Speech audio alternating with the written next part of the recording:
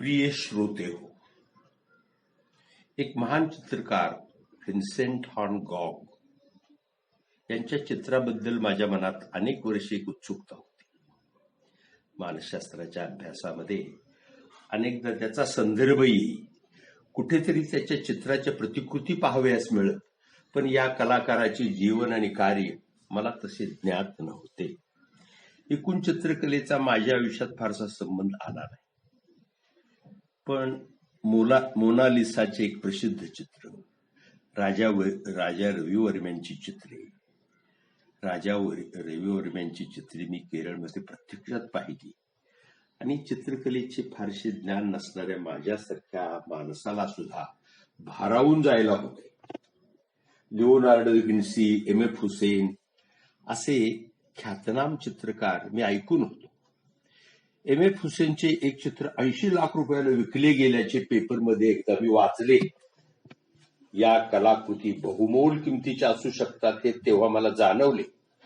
मोनालिसाच्या चित्राची किंमत करता येणार नाही असे एखादे चित्र विक्रीस काढले किंवा लिलावास ठेवले तर त्याची किंमत काही कोटी नव्हे काही 100 कोटी होऊ शकेल.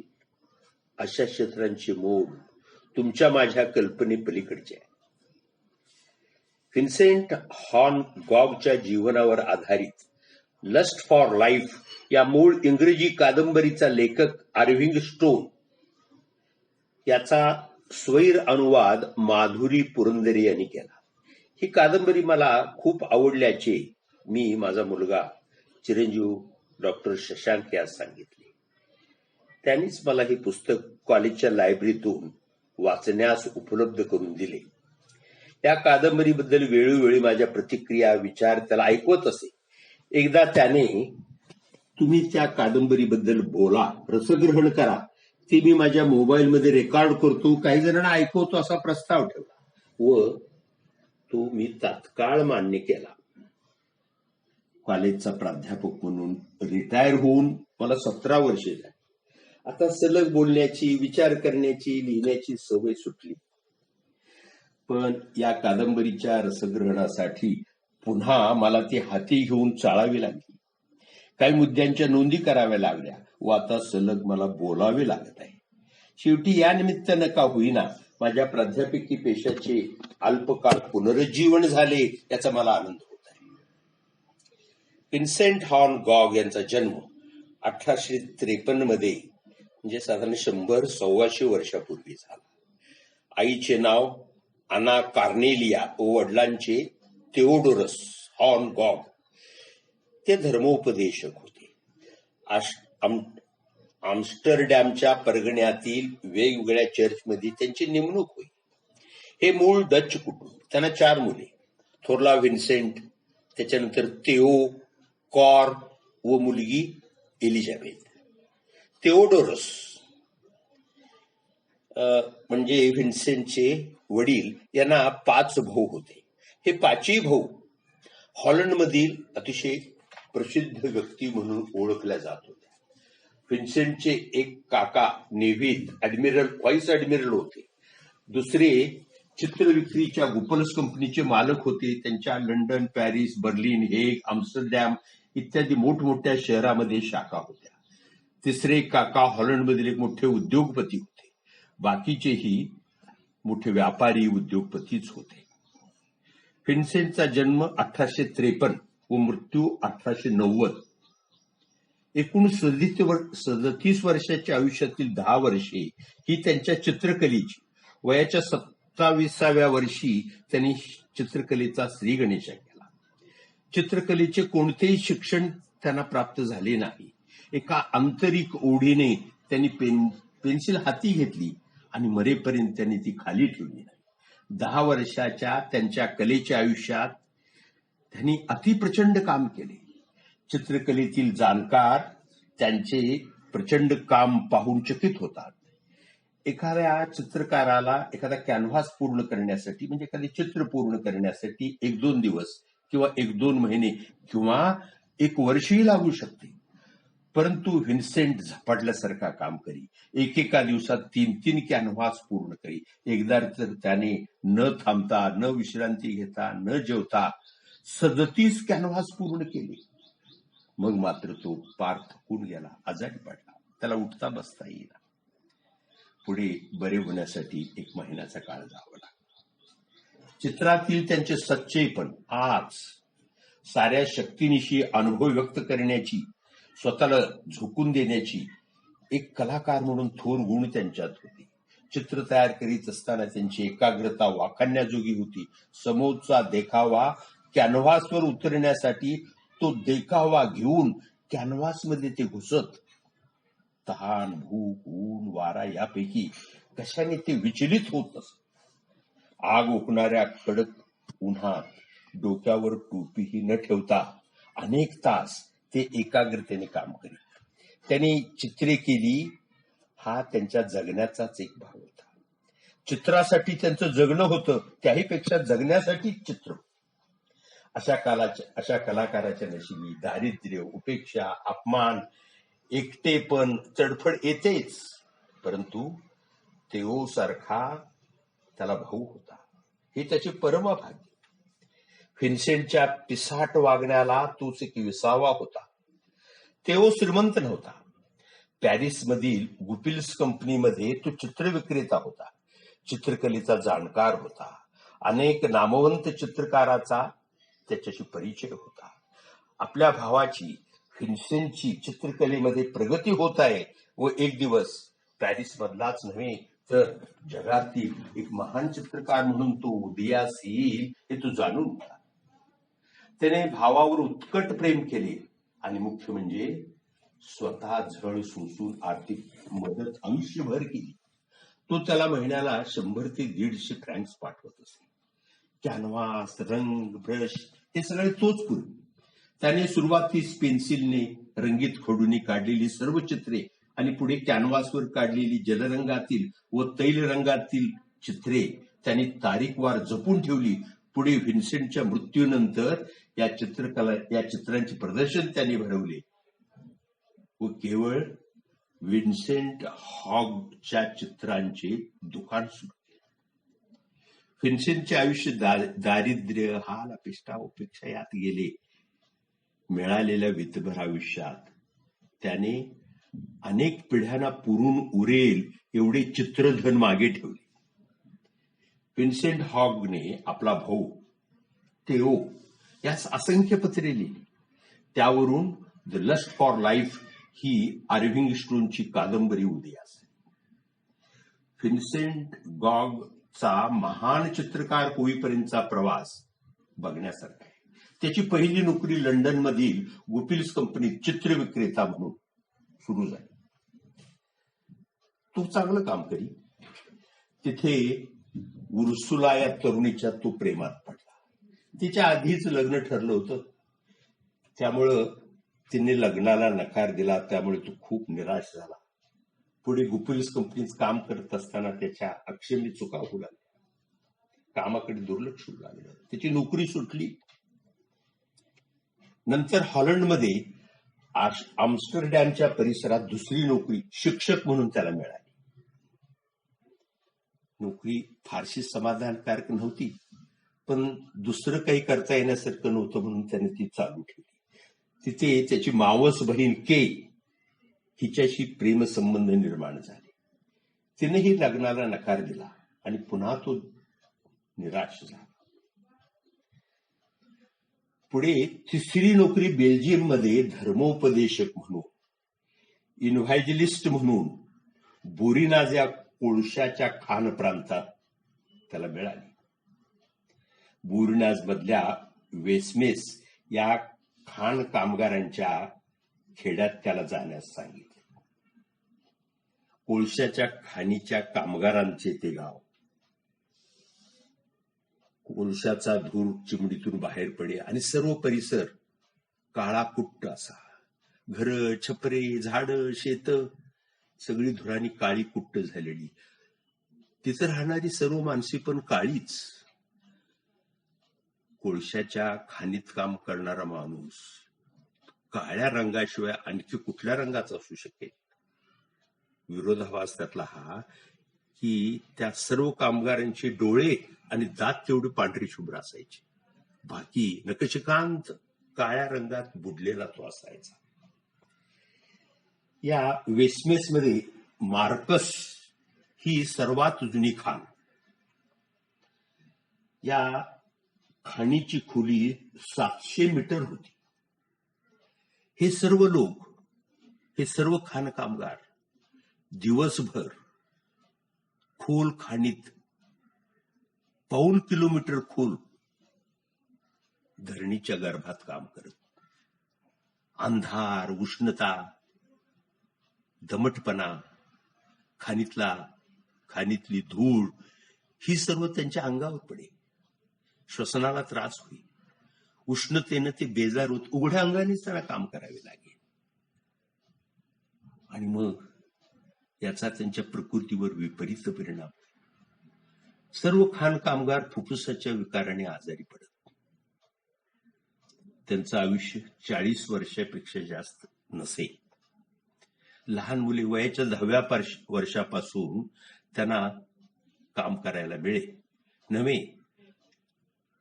कोळशाच्या खाणीत बोगद्यात जाऊन कोळसा फोडण्याचं काम लहान मुलेच करू शकत असत. एवढी ती भुयार अरुंद असायची. एकाने कोळसा फोडायचा, दुसऱ्याने भरायचा, तिसऱ्याने वाहून न्यायचा, अशी ती श्रम विभागणी होती.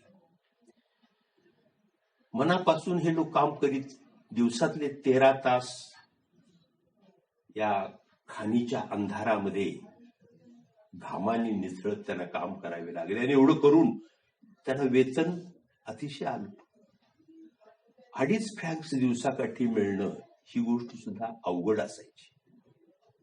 पण पोटासाठी, जगण्यासाठी ते काम करीत असत. ते काम केल्याशिवाय त्यांना जगणं शक्य नव्हतं. खाणीचे व्यवस्थापन सुद्धा माणुसकी दाखवणार होतं, पण या स्पर्धेत टिकण्यासाठी खाण कामगारला जास्ती पगार देऊन त्यांना भागणार नव्हतं. बाहेर खाणीतला कोळसा एवढ्या खोलवरून काढावा लागत नव्हता. त्यामुळं त्यांना तो स्वस्तात विकता यायचा. या स्पर्धेत टिकून राहण्यासाठी, कोळसा स्वस्त ठेवण्यासाठी कामगारांना वेतन ते कमी ठेवत असत. हे लोक सुद्धा कोळशाच्या खाणीतला कोळसा काढण्याशिवाय दुसरं कुठलंच काम त्यांना शक्य नव्हतं, म्हणून ते करत होते. या ठिकाणी हा आपला व्हिन्सेंट धर्मोपदेशक म्हणून रुजू झाला. तो वेस्मासच्या खेड्यातील बाकीचे खाण कामगार जसे एका झोपडीवजा खोलीत राहतात, तशाच खोलीत तो राहू लागला. कडाक्याच्या थंडीत नीट अंथरून पांघरून नसताना त्यांच्या समवेत राहून त्यांची दुःख कमी करण्याचा तो प्रयत्न करू लागला, करीत होता. आठवड्यातून एकदा सुंदर प्रवचन त्याला द्यायचा. त्यांचा दुःख भार हलका करण्यासाठी तो झटायचा. एक दिवस या वेस्मासच्या खाणीमध्ये विषारी वायू पसरला. कामगारांची घाबरगुंडी उडाली.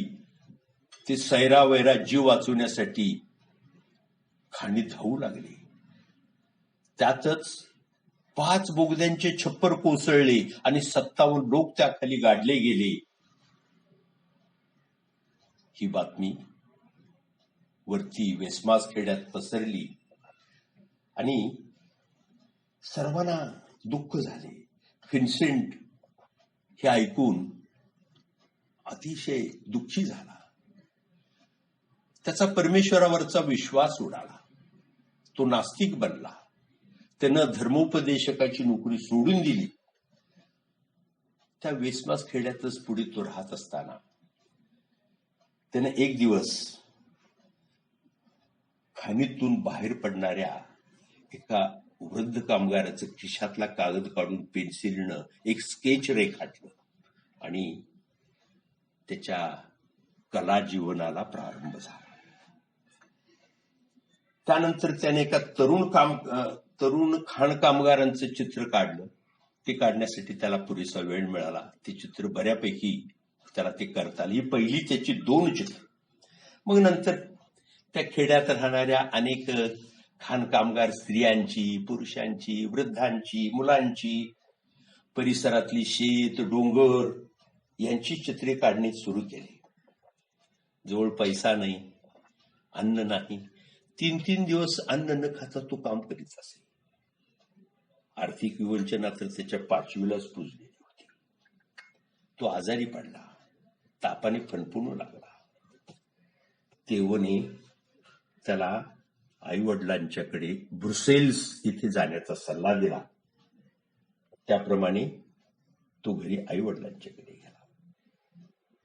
घरी राहिल्यामुळे त्याच्या प्रकृतीत सुधारणा झाली आणि चित्र काढण्याचं काम, कॅनव्हास घेऊन दरी डोंगर फिरण्याचं काम, शेतांची चित्र, शेतकऱ्यांची, विणकरांची, हे अव्याहतपणे काम त्याचं सुरू झालं.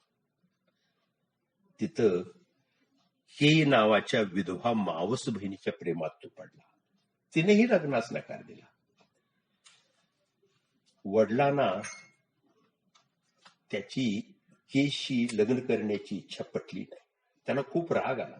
वडिलांशी तिचं भांडण झालं आणि वडिलांनी त्याला घरातून हाकलून दिलं. पुढे तो हेगला गेला. तिथं त्याचा अनेक कलाकाराशी संबंध आला. चित्रासाठी मॉडेल्सवर त्याचा भरपूर खर्च होई. तिथंच एका हॉटेलात त्याला ख्रिस्तीन भेटली. ती एक धोबीण होती. उरलेल्या वेळात वेश्या व्यवसाय करायची. तिला 5 पुरुषापासून 5 मुलं ऑलरेडी होती आणि 6व्यांदा ती गरोदर होती. पण त्या व्हिन्सेंटची तिच्याशी मैत्री जमली. अधूनमधून ती त्याला भेटू लागली. अधूनमधून कधीतरी त्याच्या खोलीवर त्याच्या मदतीसाठी येऊ लागली. मॉडेल म्हणून ती बसू लागली. घरी आल्यानंतर ती त्याचा स्वयंपाक करायची, त्याचे कपडे धुवायची, त्याची खोली साफ करायची. व्हिन्सेंटला याचा खूप आनंद होऊ लागला. कारण आयुष्यात आपली खोली कुणीतरी दुसरं साफ करतंय, अन्न कुणीतरी करून देतंय, याचा त्याच्या मनावर परिणाम झाला आणि तोही 5 मुलांच्या आणि 6व्यांदा गरोदर असलेल्या बाईच्या प्रेमात पडला. बाळंतपणाचा काळ जवळ आला. दुर्दैवानं ते मूल आडवं आलेलं होतं. त्यासाठी ऑपरेशन करण्याची गरज होती. ऑपरेशनला 50 फ्रँक्स पडणार होते. त्या बाईकडे तर छलाम नव्हता. व्हिन्सेंटनी पैसे उभे केले, तिचं ऑपरेशन केलं, तिचा प्राण, बाळाचा प्राण वाचवला. पुढे व्हिन्सेंटकडे पैसाच राहिला नाही, खायला अन्न नाही, प्रकृती तर सतत बिघडलेली, चित्र काढायचा शौक तर त्याचा असा अफाट.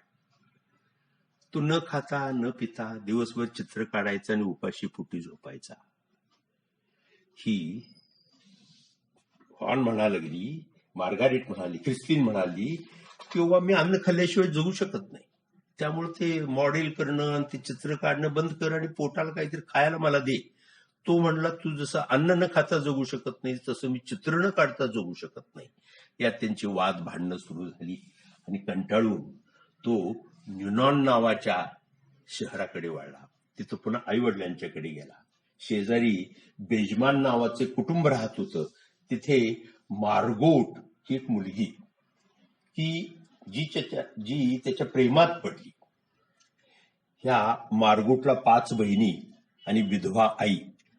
तिचे वडील धर्मोपदेशक होते आणि त्यांचं अकाली निधन झालं.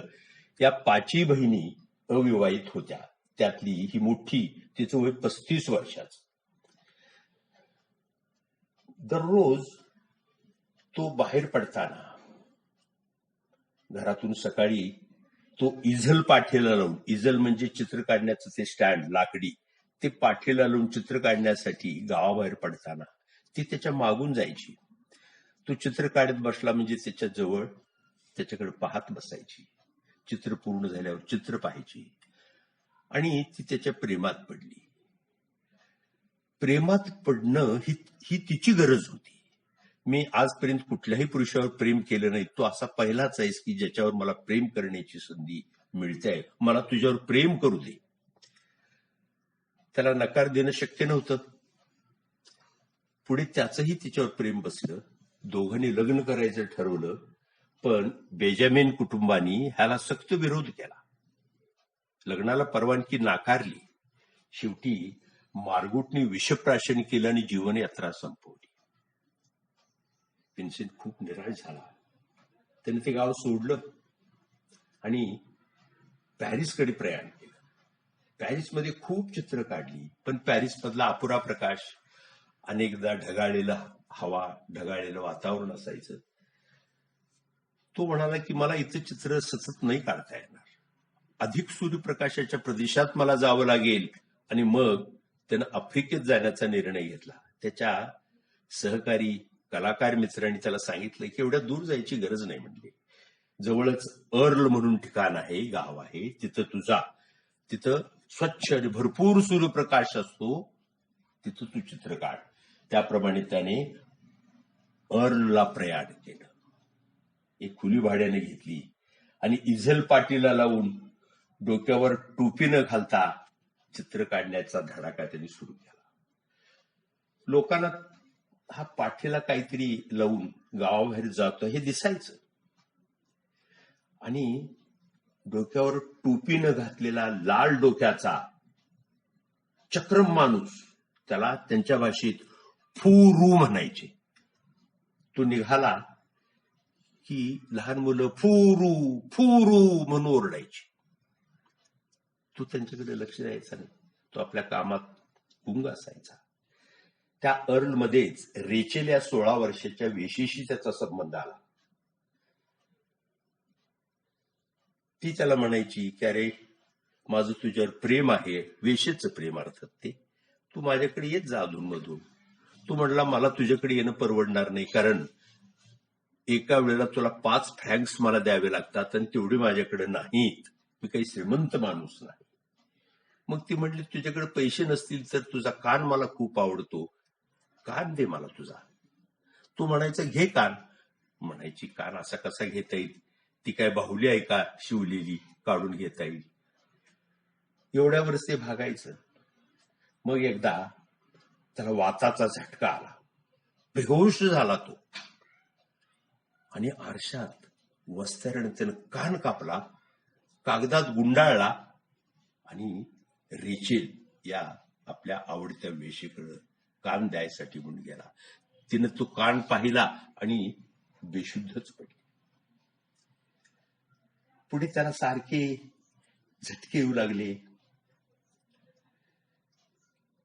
तो खूप हिंसक आक्रमक झाला, धोकादायक बनला. अशा अवस्थेतच थोडं बरं वाटल्यानंतर त्यानं विश्रांती न घेता, न थांबता, न खाता, न पिता 37 कॅनव्हास सलगपणे केले. मग मात्र त्याची शक्ती संपली. तो आजारी पडला, बेहोश झाला. त्याला वाताचे वारंवार झटके येऊ लागले. अशा वेळेला पोलिसांनी त्याला तुरुंगात डांबले. डॉक्टर रे हा अर्लच्या हॉस्पिटलचा डॉक्टर, त्याने त्याला मनोरुग्णालयात दाखल केले. डॉक्टर पेरो हे मनोरुग्णालयातील एक चांगले प्रथितयश डॉक्टर होते. त्यांच्या देखरेखीखाली उपचार सुरू झाले आणि बऱ्यापैकी सुधारणा होऊ लागली. थोडीशी सुधारणा झाल्यावर त्याने डॉक्टर पेरोना चित्र काढण्याची परवानगी मागितली. पेरोने ही परवानगी नाकारली. तुला अजून पूर्ण बरं वाटत नाहीये, तू आता अतिश्रम करू नको, विश्रांती घे, असा सल्ला दिला. मग व्हिन्सेंटनी त्यांना आत्महत्या करण्याची परवानगी मागितली. मी चित्र काढल्याशिवाय जगू शकत नाही म्हणून. नाईलाजाने डॉक्टर पेरोनी त्यांना मेंटल हॉस्पिटलमध्येच एक मोठी खोली दिली आणि याचा स्टुडिओ म्हणून वापर कर आणि चित्र काढत राहा असा सल्ला दिला. त्याप्रमाणे तो अव्याहतपणे काम करू लागला. अधिकाधिक बरं वाटू लागलं. मग त्याला बाहेर रानावनात, शेतात, दऱ्याखोऱ्यात जायची परवानगी मिळाली आणि तिथे जाऊन तो चित्र काढू लागला. दरम्यानच्या काळात पॅरिसमध्ये त्याचा एक कॅनव्हास 400 फ्रँकला विकला गेला, पहिला कॅनव्हास. आणि ही बातमी 400 फ्रँकचा चेक हा डॉक्टर पेरूंच्याकडे पोस्टाने आला. दुसऱ्या दिवशी पॅरिसच्या वर्तमानपत्रातून बातमी आली. त्या बातमीचं शीर्षक होतं एकाकी. ही बातमी थोडक्यात वाचून दाखवतो, सगळी वाचून दाखवत नाही. व्हिन्सेंट व्हान गॉग यांच्या सर्व कामातला विशेष म्हणजे त्यातली ताकद, अभिव्यक्तीतला पिसाटपणा, प्रत्येक गोष्टीतली प्रकृती, तिच्यात आणलेलं साधेपण, सूर्याला सामोरे जाण्याची तीव्र इच्छा, रेषेचं आणि रंगांचं तीव्र वेड, यातच धाडशी पुरुषाची ताकद असते. तो कधी धसमुसळा होतो, कधी क्रूर होतो, कधी कमालीचा नाजूक बनतो. व्हिन्सेंट गॉगची वैशिष्ट्य म्हणजे त्यांनी व्यक्तींचा जागृतपणे केलेला अभ्यास, वस्तूंच्या अस्तित्वाचा सतत घेतलेला वेध, निसर्गावरचं व सत्यावरचं लहान मुलासारखं खरं खुरं प्रेम, हा खरा आत्म्यानं उजळलेला कलावंत होता. याला लोकांची मान्यता कधी मिळेल काय, मला नाही वाटत. तो साधाच आहे आणि त्याच वेळेला तो अतिशय गुंतागुंतीचा, अवघड, विशेषतः आमच्या मध्यमवर्गीयांच्या तरी. त्याच्या कलाकार बंधूशिवाय त्याला कुणीच समजू शकणार नाही. जे अल्बेर उरी असं या वार्ताहराचं नाव आहे. त्यांनी पॅरिसच्या वर्तमानपत्रात ही बातमी दिली. मनोरुग्णालयामध्ये व्हिन्सेंटमध्ये बरीचशी सुधारणा होऊ लागली आणि त्यांनी डॉक्टरना भावाकडे जाण्याची परवानगी मागितली आणि डॉक्टरनी पण त्याला दिली आणि त्याने पॅरिसकडे प्रयाण केलं. पॅरिसमधील अनेक लोकांना त्याची चित्र माहीत होती. पॅरिसमधले एक प्रतिथयश डॉक्टर गाशे हे मानसोपचार तज्ज्ञ आणि थोर डॉक्टर होते. ते व्हिन्सेंटचे चाहते होते. व्हिन्सेंटच्या चित्रावर मनोमनी प्रेम करणारे होते आणि चित्रकलेची थोडीफार जाणही त्यांना होती.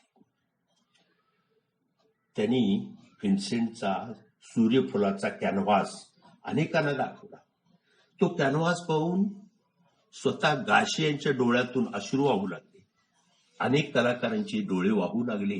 हा सूर्यफुलांचा कॅनव्हास, सूर्यफुलांचं डॉक्टर व्हिन्सेंट यांनी काढलेले चित्र पाहून.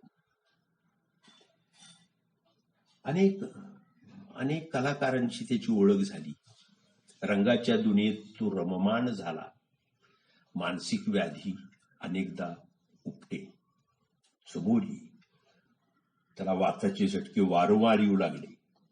पुढे तो पूर्णरित्या झाला. निसर्गाचं वेड कमी झालं. पुनर्निर्मितीची इच्छा मेली. दुबळेपण, थकवा, रितेपण, भकास अशी त्याची अवस्था. झटका आल्यानंतर तो वेडा होई, भान हरपून जाई. त्यात त्याच्या भावाची तेओची नोकरी गेली. त्याचं बाळ आजारी होतं. आता कसं होणार याची चिंता. दुःखी मनानं वेडाच्या अंमलाखाली त्यानं स्वतःला कोंडून घेतलं. भान हरपून जाण्याआधी आपल्याला जीवनयात्रा कदाचित संपवता येणार नाही म्हणून खिशातील पिस्तूल काढलं, स्वतःच्या छातीवर गोळ्या झाडल्या आणि जीवनयात्रा संपवली. या महान कलाकारानं वयाच्या 37व्या वर्षी जीवन संपवलं. पुढे 6 महिन्यांनी तेओनीही हे जग सोडलं. व्हिन्सेंटची पत्रे, त्याची चित्रे, कॅनव्हास, स्केचेस हे तेओच्या बायकोनं, जोहाना तिचं नाव, हिनं ही सर्व जगासमोर आणली. व्हिन्सेंट व्हान गॉग ही परमेश्वराचीच निर्मिती होती. असा कलाकार प्रशिक्षणाने, प्रयत्नाने बनवता येणार नाही. दैवी शक्तीमुळेच व्हिन्सेंट व्हान गॉग जन्माला आला. आपल्याकडे जसे ज्ञानेश्वर माऊली, संत गुलाबराव महाराज ही व्यक्तिमत्वे आपल्या कल्पनेच्या पलीकडची, परमेश्वर, ईश्वर निर्मित म्हणून ती आपण ओळखतो. वयाच्या 16व्या वर्षी माऊलीनं ज्ञानेश्वरी लिहिली. 16व्या वर्षी अशा तऱ्हेच्या वाङ्मयाची निर्मिती एखाद्या मानवाला करता येईल का? गुलाबराव तर अंध होते, तरी एक आव्हान म्हणून त्यांनी अप्रतिम नृत्य करून दाखवलं. एका फिजिक्सच्या प्राध्यापकाच्या सर्व फिजिक्स मधल्या प्रश्नांना सडेतोड चपखल उत्तर दिली. दुसरी तिसरी शिकलेला हा माणूस फिजिक्सच्या प्रश्नांना उत्तरे कसा देऊ शकतो? ही परमेश्वराची अगाध कृपा त्यांच्यावर होती आणि त्यामुळं त्यांना ते शक्य झालं. व्हिन्सेंट जॉगची चित्रनिर्मिती सुद्धा अशीच अगाध ईश्वर निर्मित, ईश्वरच त्यांच्याकडून ही कामं करून घेत होता असं मला शेवटी नक्की म्हणावंच वाटतं. श्रोत्यांना कंटाळा वाटेपर्यंत ताणायचं नाही, बोर करायचं नाही, म्हणून हे रसग्रहण 30 मिनिटात संपवण्याचा मी प्रयत्न करीत होतो. चिरंजीव डॉक्टर शशांकनेही मला तसा सल्ला दिला होता. फार लांबू नका, काटछाट करून वेळेत बसवा, अर्ध्या तासाच्या वर जाणार नाही याची काळजी घ्या. त्यामुळे मी बऱ्याचशा गोष्टी सोडून नेमकेपणानं तुमच्या पुढं व्हिन्सेंट गॉगचं जीवन आणि कार्य उघडण्याचा प्रयत्न केलेला आहे.